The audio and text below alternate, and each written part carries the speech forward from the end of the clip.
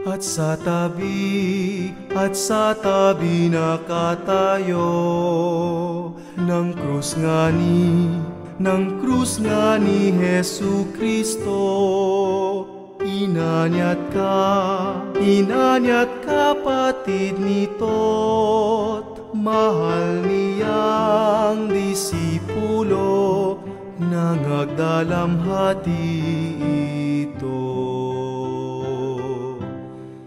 Nang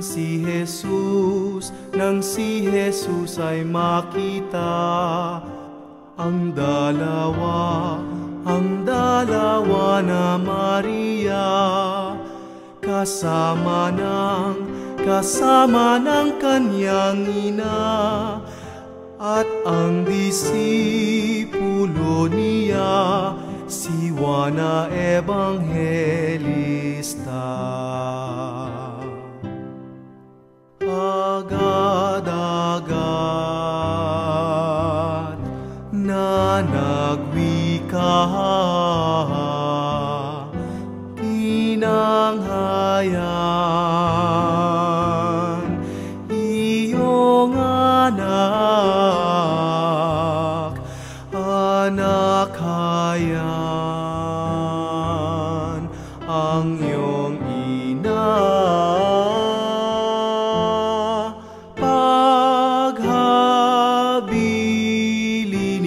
Baga na tinanggap ng alagad, buhat noon sa kay San Juan, yaong birhen nanirahan sa alagad na tahanan.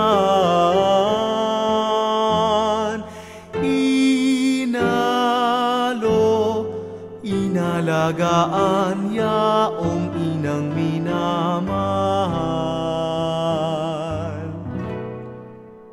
Nang matapos na nga ito, nalaman ng poong Jesus na naganap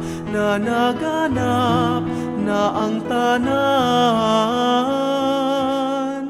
Siya'y nagbigay katuparan sa hula ng kasulatan. Nagwika siya kapag daka, ako'y nauuhawan niya.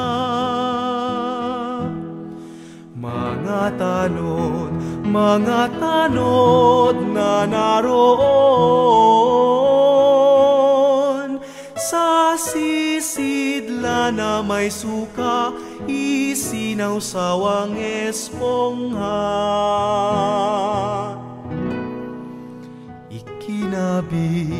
Ikinabit ang espongha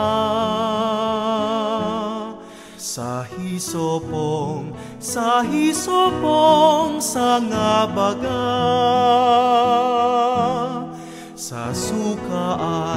Sa suka ay ipinikta,